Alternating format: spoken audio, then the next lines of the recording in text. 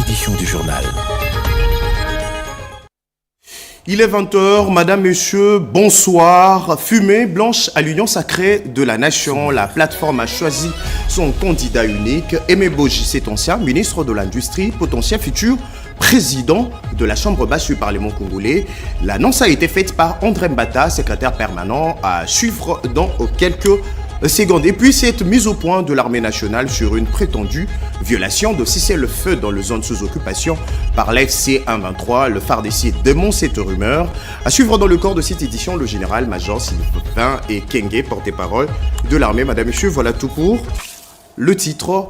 Avant de le développer, d'abord en bref, la RDC est invitée à la conférence sur le soutien à la paix et à la prospérité dans la région de Grand Lac. C'est jeudi 30 octobre à Paris.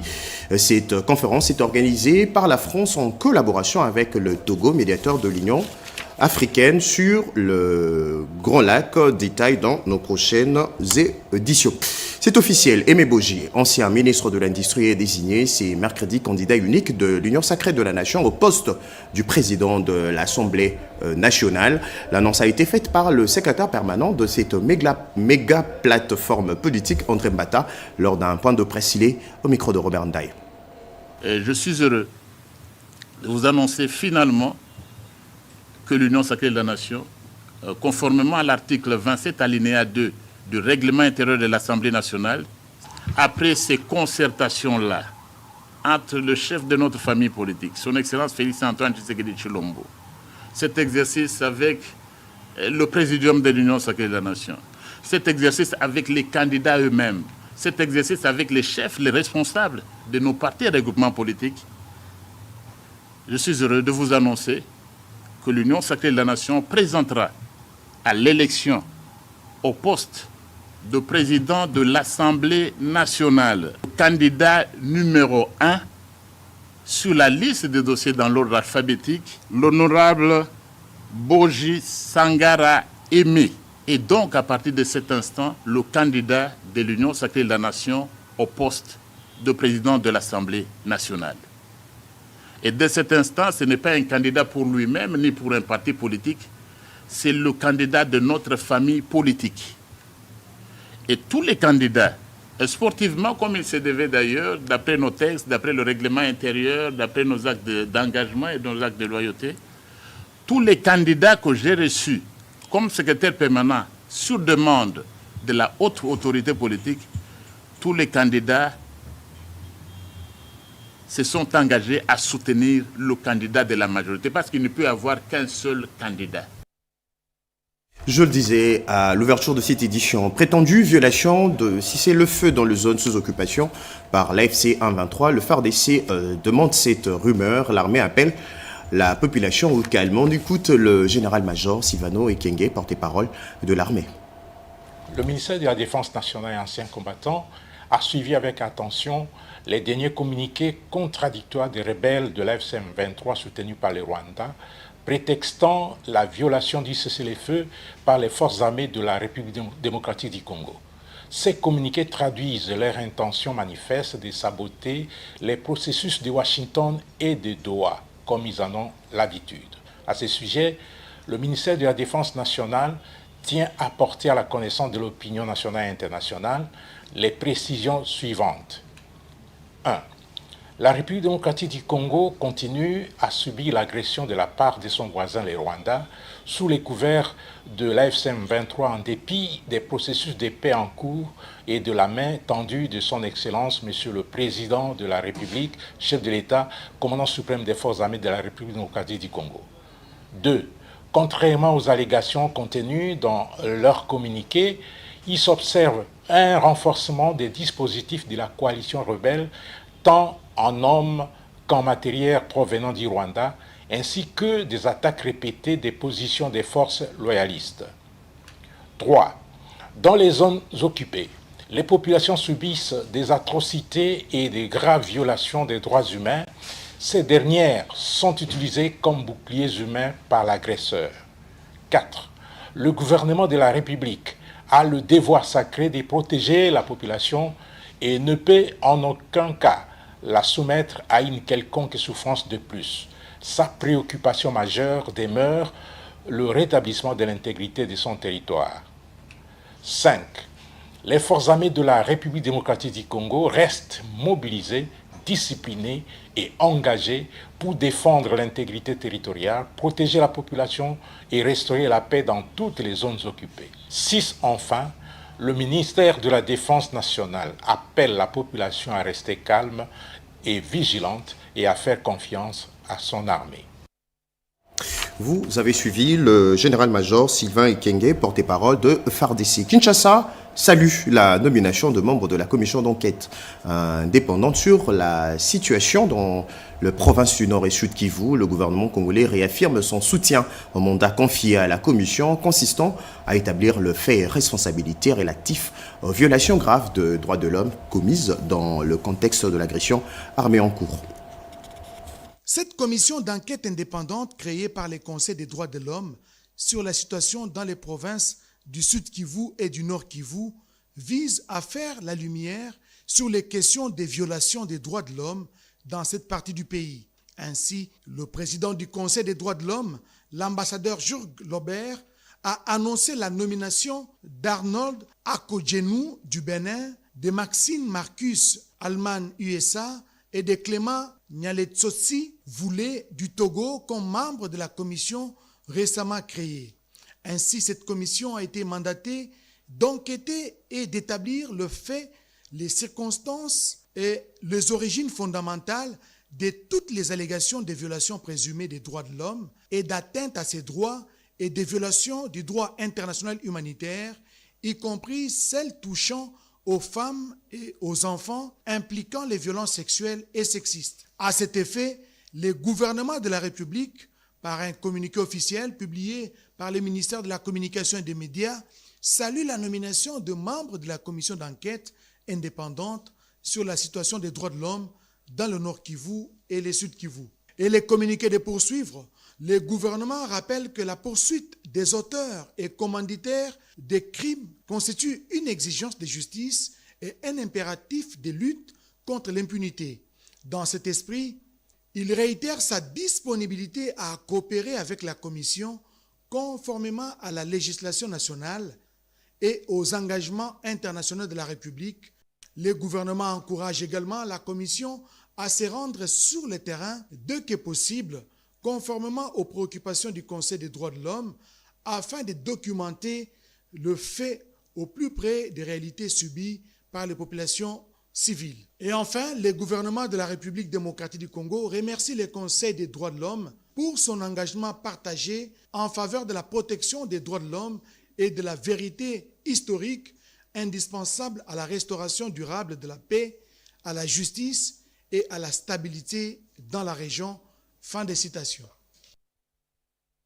11 armes de type AK-47 et une bombe et plusieurs munitions de guerre ont été remis aux FARDC dans le territoire de Djougou. La cérémonie a eu lieu en présence du commandant du secteur opérationnel de l'Ituri, le général-major Bruno Mandevou.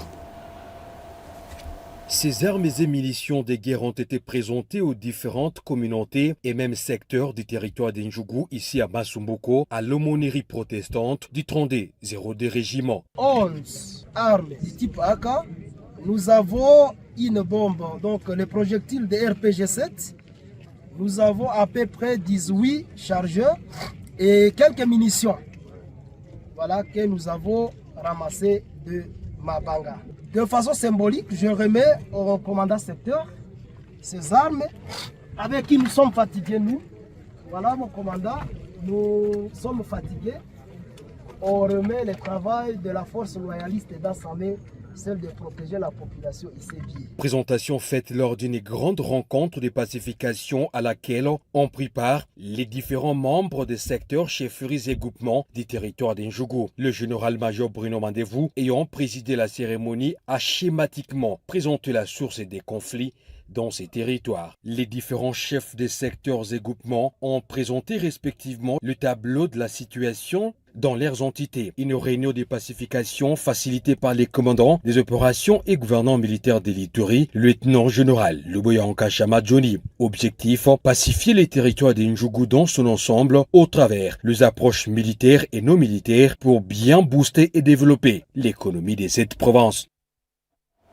On change carrément de registre. Le franc congolais s'est renforcé, le prix de biens et services tend à se stabiliser. Cette stabilité monétaire contribue à préserver le pouvoir d'achat de la population. Telles sont les conclusions du comité de conjoncture économique présidé par la chef du gouvernement. Le récit est de Chimandondo Emmanuel, la commissaire Pompomba et Joe Patrick Coco. À Kinshasa, le vent tourne enfin. Sur les marchés, les prix cessent de s'envoler et le franc congolais regagne du terrain face au dollar.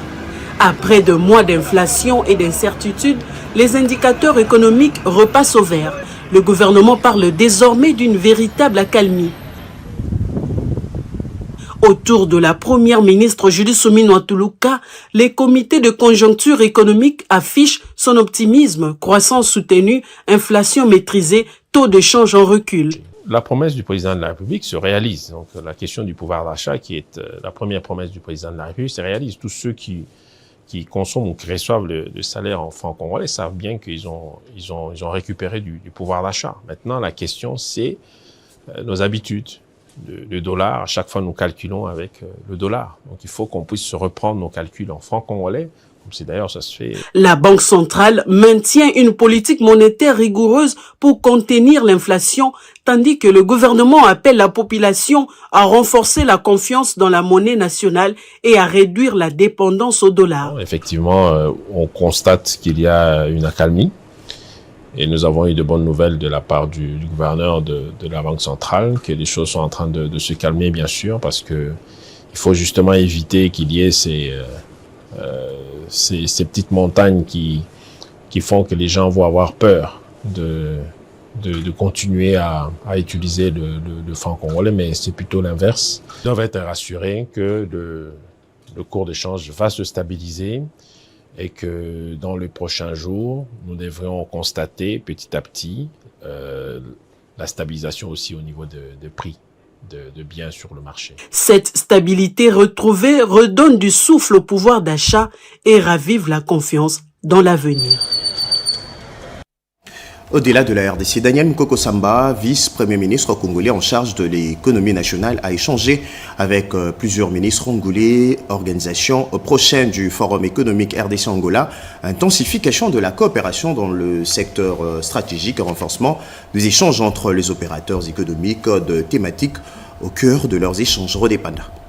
En compagnie du haut représentant du chef de l'État, Tony Kankou Chikou, le vice-premier ministre de l'économie nationale, Daniel Mukoko Samba, était porteur d'un message clair au président de la République d'Angola, celui de donner un nouvel élan à la coopération bilatérale entre la RDC et l'Angola. À Luanda, Daniel Mukoko Samba s'est entretenu avec plusieurs membres du gouvernement angolais, notamment les ministres de la planification Victor Hugo Guilherme, le ministre de l'Industrie et du Commerce Victor Fernandez, la ministre de la Pêche et des Ressources marines Carmen Sacramento Neto, ainsi que le ministre d'État à la coordination économique José de Lima Massano. Ces rencontres ont permis d'aborder des questions stratégiques liées aux produits de la pêche, aux obstacles au commerce formel transfrontalier, ainsi qu'à la relance du partenariat avec la compagnie pétrolière publique angolaise Sonangol, Sociedade Nationale de Combustibles de Angola. Concernant les produits de la pêche, un échange fructueux a eu avec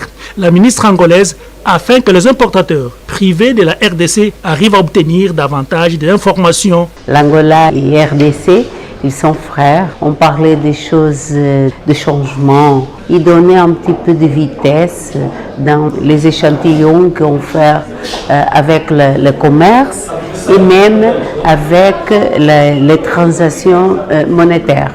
Mettre des banques pour faire des transactions bancaires. Daniel Mukoko Samba a souligné que malgré la longueur de la frontière de 2646 km, la plus importante que la RDC partage avec un pays voisin, les échanges restent encore en deçà des attentes. Cette mission marque donc la volonté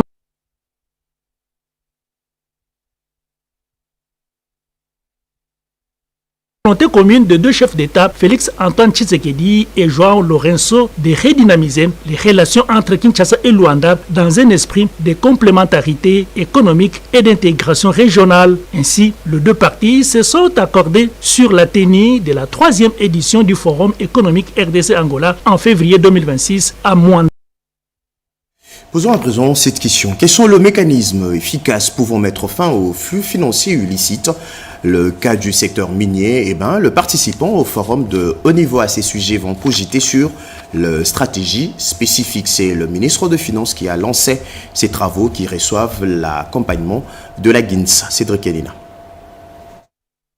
C'est une synergie qui se met en place pour faire face à la rigidité des groupes mafieux, la contrebande, la fraude fiscale et le financement du terrorisme qui trouve sa sève dans le blanchiment des capitaux. Organiser des communs accords entre le gouvernement de la République et la GIZ, la conférence de haut niveau sur les flux financiers illicites d'origine commerciale, cas du secteur minier et ces nouveaux cadres d'information entre régie financière et la CNRF pour attaquer ces mal à la racine, a reconnu le ministre des Finances, Doudou Fwamba Lukunde Libotaï. Chaque dollar perdu, c'était un enfant privé d'éducation, un centre de santé non équipé, une route non achevée.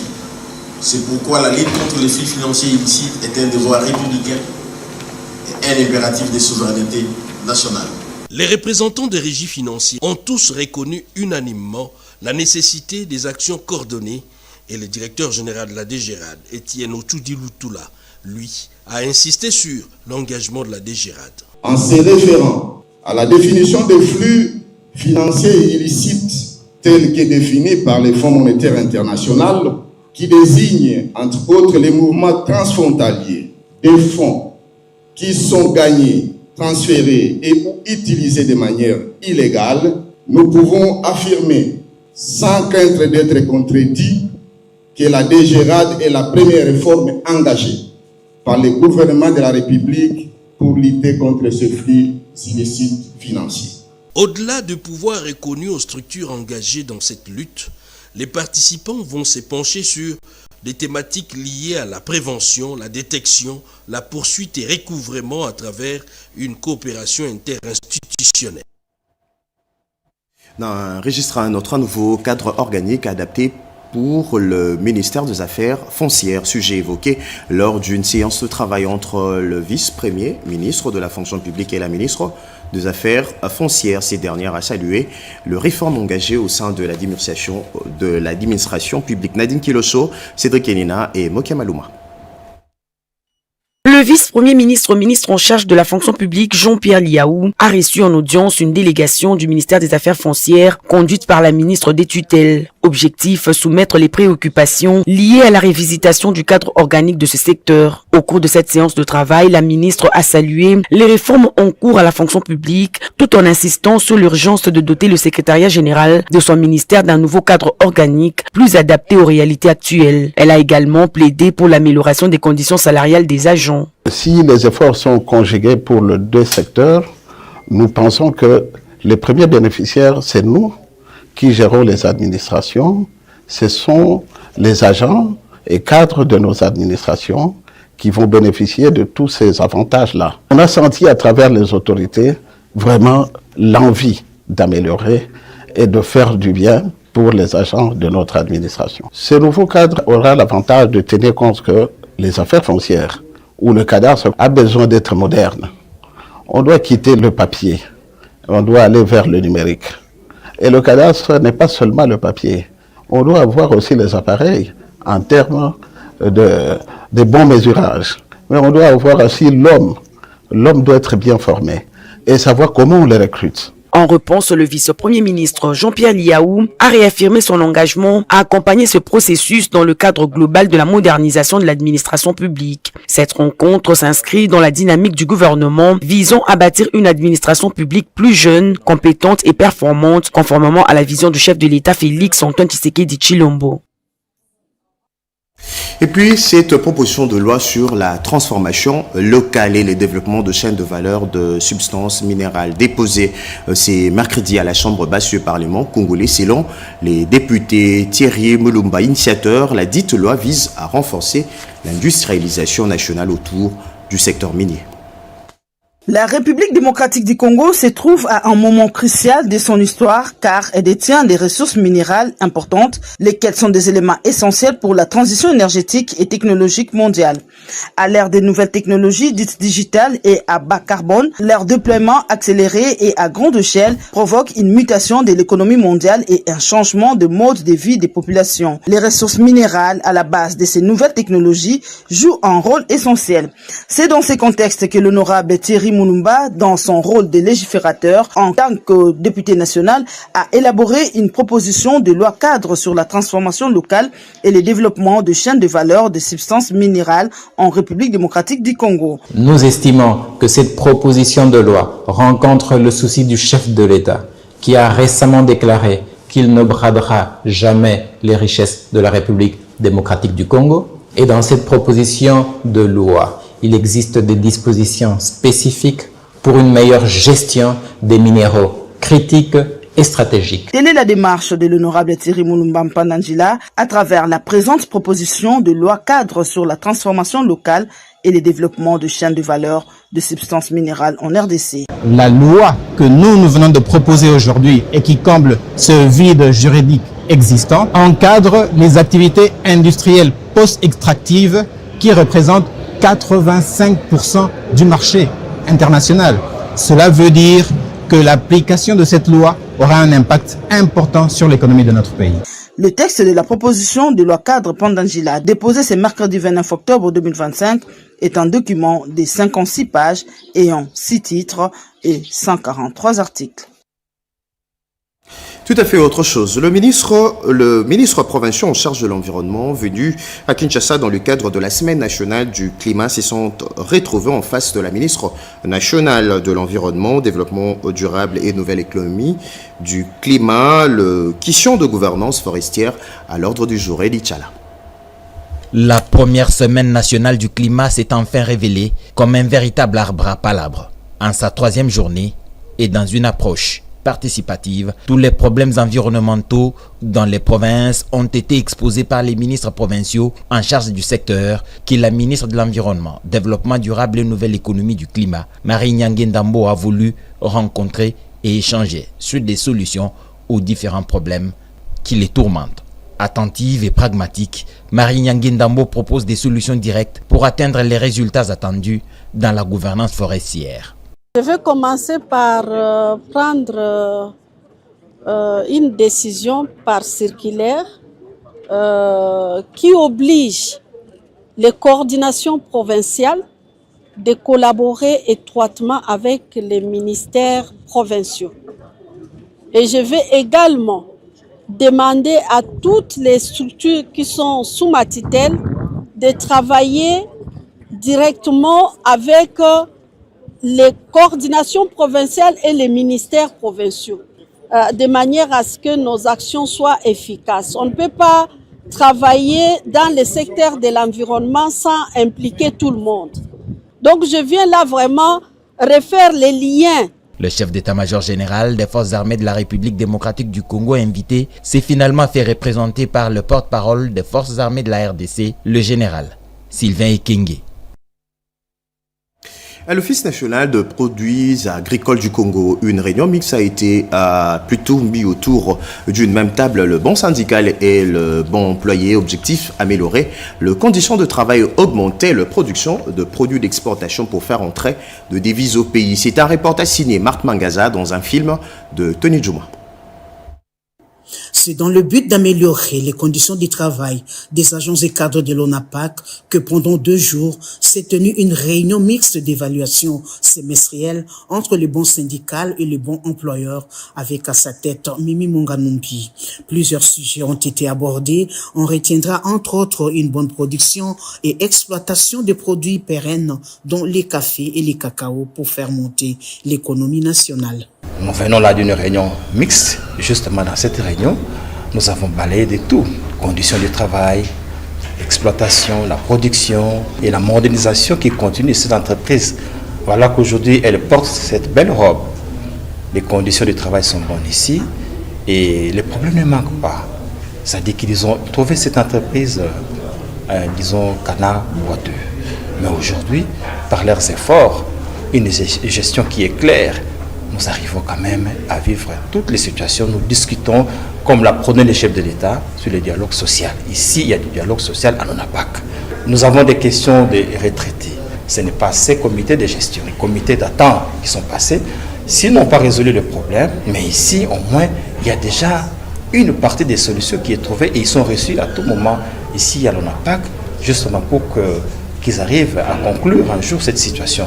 La suite de ces travaux se fera sur terrain, c'est-à-dire avec la descente dans les sites de production pour palper les réalités et venir réfléchir pour y apporter des solutions idoines. 24 ans après la tragédie survenue le 26 octobre 2001, l'Africaine d'explosifs a commémoré le dimanche dernier le 21 victimes de l'explosion.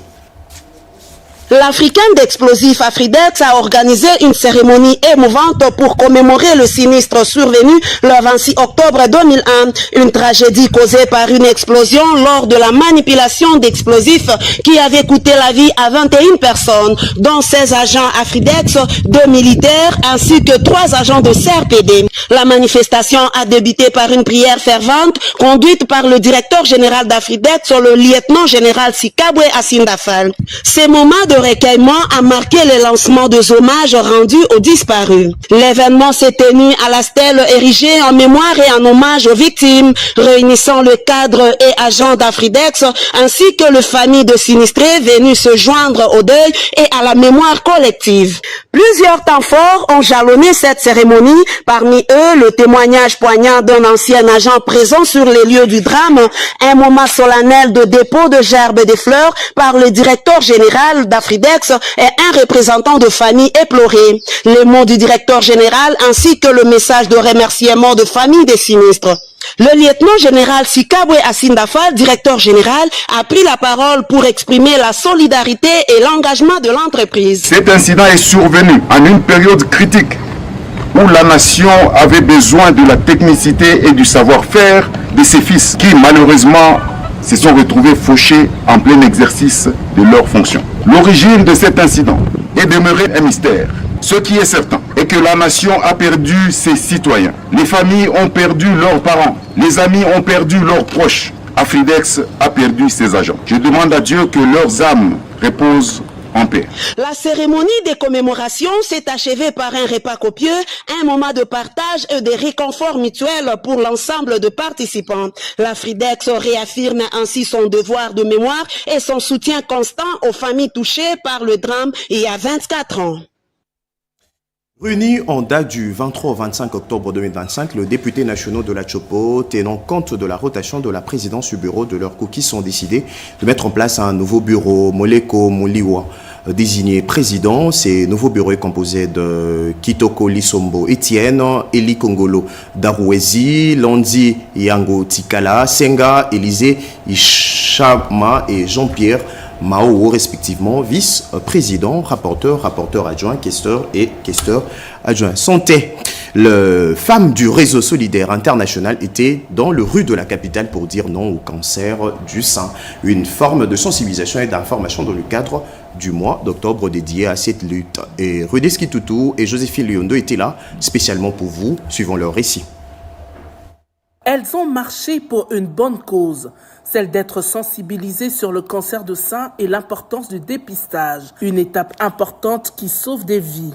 Cette marche de sensibilisation au dépistage du cancer de sein, organisée par le réseau des femmes solidaires internationales, est partie du croisement de l'avenue de Libération ex-24 novembre pour chuter à la gare centrale où la présidente du réseau des femmes solidaires internationales, Lina Pembe Bologna, est revenue sur l'importance du dépistage en présence des personnels médicaux du club de gynécologues obstétriciens venus de différents centres médicaux de la capitale. Chacun a pour sa part éclairé sur les causes, risques, ainsi que d'autres prédispositions liées à cette maladie qui touche non seulement les femmes, mais aussi les hommes. Que toutes les femmes de la RDC doivent savoir qu'il faut faire le dépistage à temps pour vaincre le cancer. C'est ça le secret du cancer. Le dépistage est gratuit, les traitements, on vient de l'apprendre que c'est gratuit. Donc vraiment, quelqu'un qui meurt encore de cette maladie, ça sera vraiment l'ignorance. Et c'est ce qu'on est en train d'éviter. C'est pour ça qu'on marche pour que toutes les femmes, que tous les hommes aussi, se sentent impliqués dans cette cause. Les témoignages des seuls qui ont vaincu la maladie ont éclairé l'opinion. Face au cancer, j'ai choisi la vie. Le rendez-vous est pris pour octobre 2026 pour une autre matinée de sensibilisation. Et puis ces titres avant de nous quitter, la RTNC a ouvert ses portes ces mercredis aux journalistes de la Référence Plus à l'occasion de 35 ans d'existence de ces grands médias. Un pied à la champ et un pied à la rédaction plutôt et un pied au champ pour la réduction de la pauvreté. Yolande Voka. Main dans la main, la radio-télévision nationale congolaise et le groupe de presse La Référence Plus convolent en juste noces. Ces déjeuners de presse a permis aux deux médias de regarder dans la même direction sur des questions liées à la lutte pour la réduction de la pauvreté. Au nom de Madame la directrice générale de la RTNC, Madame Sylvie Elengue Nyembo, qui a autorisé que ces petits déjeuners de presse aient lieu à l'esplanade de la RTNC, nous vous assurons que nous serons un pied dans les champs, dans l'agriculture, pour lutter contre la pauvreté, et un pied à la rédaction. 35 ans d'existence du groupe de presse, La Référence Plus. Son éditeur responsable, André Ipakala, a saisi l'occasion pour annoncer un prix pour récompenser ceux qui œuvrent dans la lutte contre la pauvreté. C'est un événement rarissime, mais la RTNC, les tam-tams d'Afrique, il n'y a pas mieux que la RTNC pour sensibiliser les 120 millions des Congolais. Nous sommes venus justement parce que nous voulons atteindre 120 millions de Congolais. Un prix que nous voulons que ça puisse, un prix d'excellence, nous voulons que ça puisse être pérenne, une activité pérenne. C'est-à-dire chaque 2 ans, il faut essayer de voir est-ce qu'on a retiré la frontière de la pauvreté. Idée fort saluée par le journaliste présent à cette cérémonie. Un lopin de terre pour faire un peu de chambre, c'est ce qu'il nous recommande, manger bio. C'est une initiative que nous apprécions beaucoup. Bon, nous, à notre niveau, tout ce qu'on peut faire, c'est sensibiliser. Sensibiliser la population avec tous ces terres, 80 000 hectares de terres arables que nous avons en RDC qu'il faut absolument exploiter parce que ce n'est pas exploité. Et l'éditeur Ipakala a estimé qu'à l'occasion de ces 35 ans de son groupe, d'organiser cet échange avec les hommes et femmes des médias publics surtout, pour sensibiliser sur la lutte contre la pauvreté que nous apprécions beaucoup. Nous, en tant que journalistes, en tant que sensibilisateurs, mais aussi acteurs de la lutte contre la pauvreté, à participer activement à la réduction de la pauvreté, activer la vision du chef de l'État, la revanche du sol sur le sous-sol, c'est-à-dire avoir un pied à la rédaction, mais aussi un pied au champ. En plus du micro, les journalistes vont désormais utiliser la houe et le tracteur. À suivre dans quelques minutes, Monsieur Roger Kalinga, porte-parole adjoint du chef de l'État, qui vous lira le message du président de la RDC, chef de l'État, adressé aux populations du Nord et Sud Kivu à l'occasion du 29e anniversaire de l'assassinat de l'archevêque de Bukavu. Madame, Messieurs, voilà tout pour ce soir. C'est un journal de la rédaction coordonné par Marthe Mangaza, réalisé par Simon Kakolongo et Ramadan Poki. Assisté de Eli Toumba, Ribin Kumbo et Ernest Bolikoko. Je vous retrouve demain à 20h avec plutôt le même plaisir de vous informer à toutes et à tous. Bonne soirée chez vous.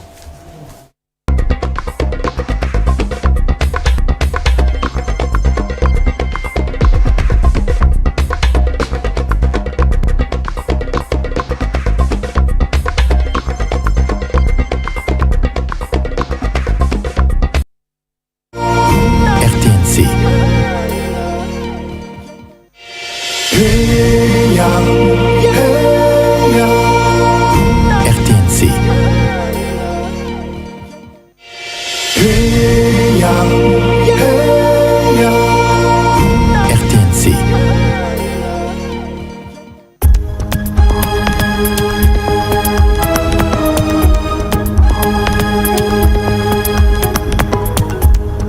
Bienvenue, mesdames, messieurs, à cette revue de presse du mercredi 29 octobre 2025. Sud Kivu, des combats font rage entre Wazalendo et l'AFC M23 à Bourigny, annonce le quotidien. Depuis le lundi 27 octobre 2025, la chefferie de Bourigny, dans le territoire de Mouinga, est le théâtre d'intenses affrontements opposant les combattants Wazalendo aux rebelles de l'AFC M23. Des détonations retentissent dans plusieurs villages, provoquant des vagues de déplacements et une peur généralisée parmi les habitants. Les collines de Mouinga tremblent une fois de plus sous le coup des armes. Selon les témoins locaux, les combats se sont intensifiés dans la chefferie de Bourigny où les miliciens Wazalendo tentent de repousser l'avancée des rebelles de l'AFC M23. Les habitants parlent d'un véritable enfer ponctué d'explosions et de tirs en rafale. Sud Kivu, Mouinga, près de 400 foyers réduits en cendres par un incendie, constate le potentiel. Le centre minier de Lugushwa, en territoire de Mouinga, a été secoué le dimanche 26 octobre par un incendie d'une violence inouïe qui a consumé une grande partie du quartier de Chirika. Yapc. En l'espace de quelques heures, des dizaines de maisons sont parties en fumée, laissant des centaines de familles sans abri et démunies. Heureusement, aucune vie humaine n'a été perdue, mais la portée humanitaire reste dramatique. Nord Kivu, 2 militaires FARDC arrêtés à Beni pour implication présumée dans des cambriolages nocturnes, révèle Actu30.cd. 2 éléments des FARDC ont été arrêtés par les services de sécurité de la ville de Beni, chef-lieu provisoire de la province du Nord Kivu, dans l'est de la RDC. Les militaires Panga Wampanga Cédric, déserteur pour avoir fui son unité à Lubero, et son compagnon Baraka ont été arrêtés par les éléments de défense et de sécurité pour avoir été impliqués dans des cambriolages nocturnes dans les maisons des habitations de la ville de Beni. Des biens volés, notamment des téléphones, des écrans, téléviseurs et plusieurs autres biens de valeur ont été remis à leurs propriétaires, selon la police nationale congolaise.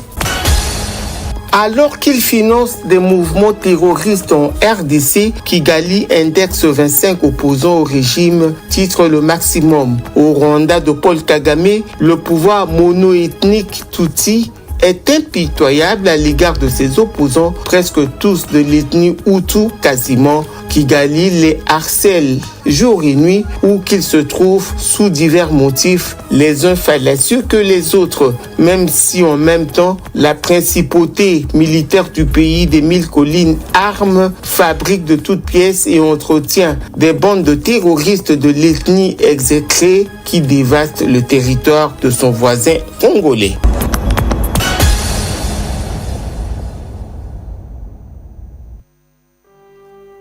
Assez de voir nos compatriotes endurer les affres d'une guerre injuste. Que de vies fauchées, que de familles brisées, que de générations sacrifiées. Congolaises et Congolais, lèvons-nous pour notre patrie, lèvons-nous pour notre dignité. C'est l'heure de taire nos divergences internes et de nous mobiliser comme un seul homme